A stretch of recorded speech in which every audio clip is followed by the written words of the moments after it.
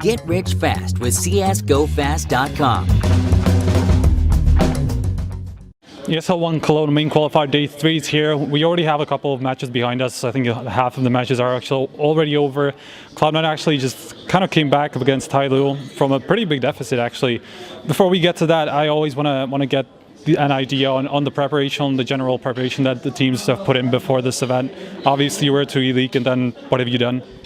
We have Slemmy and Irakanji, which they're very dedicated and they love to watch demos and kind of get a feel of how other teams play. So that's kind of how we prepare. Slemmy and Drew, Irakanji, they watch a lot of demos. And before today, when we played TyLoo, everyone watched demos and tried to get a feel of how they played. All right, so what about in general before this event? How much have you actually put in terms of preparation towards teams? Obviously, yeah, you have those two, but due to the format, it's kind of hard, obviously, to know who you're going to face. We didn't prepare for any teams before we came here. We focused more on our T sides because we had a new fifth, Slemmy. So we started focusing more on T sides, kind of having him feel out how we play, and at the same time have him implement some of his strats. All right, so out of those 16 teams before this event, maybe who were you the most worried about? Who do you think were going to be a hard opponent to face?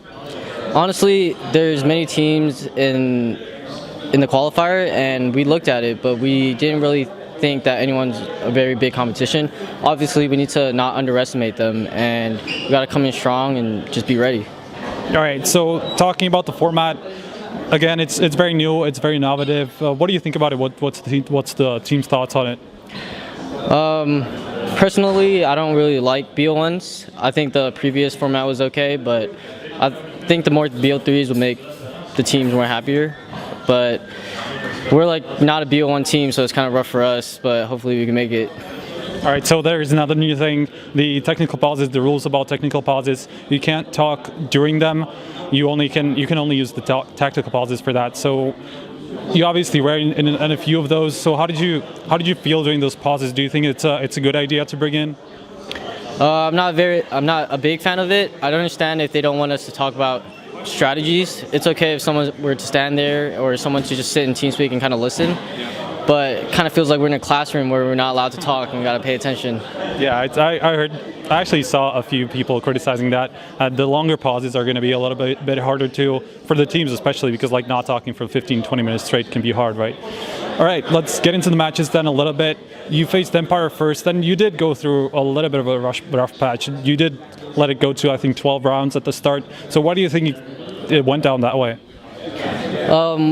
At the second half, we came strong and we were running most of our strats, and once we built a bigger lead, that's when we just tried to simplify it and just try to end the game. But their CTs were strong on the second half of the half, so we had to just start playing together and stop being so loose and just end the game. So then you faced Mouse Sports. I think that was in Mirage actually, and there were at least a few questionable rounds from both sides. It felt like you were kind of giving each other pretty easy rounds. Did you feel like that throughout the match, that you were just kind of giving up easy rounds, or how did it feel? Yeah, we didn't think we'd play Mirage. We thought we would play Train, but once Mirage came, we weren't completely prepared. But we had a feeling that they watched Luminosity demo, so they would abuse Cat a lot, which they did, but we still couldn't adjust. So how do you feel with your map pool? Because Mirage, at least before you came in, Mirage really wasn't a map of Cloud9. They didn't play it at all alongside Inferno, and now you kind of it feels like you play pretty much everything. I'm not sure about Nuke, obviously, because we haven't seen you play it. But yeah, how do you feel about your map pool overall? I think it's pretty strong, but when teams watch our demos, it kind of gets pretty one-dimensional sometimes. So we got to start adjusting and just having different ways to attack the opponent's defense. All right, so the last match that was just right now was against TyLoo, and again, you talked about the T-sides a little bit already, about fixing the T-sides, but you still seem to struggle with them a little bit. On the CT sides, you were really strong. Like, why do you think you were able to come back in such a fashion? For our T-sides, I thought we were doing okay, but we were just missing shots. I personally did not do well at all T-side. I couldn't get anything going, but thank God my team could bring us some rounds. And CT side, we lost pistol, which was pretty frustrating. But our team stepped it up, and we kind of built our economy, and we held sites, and our post plants were good, or not post plants, our retakes were good. So I kind of got our momentum going. All right, thank you very much for the interview.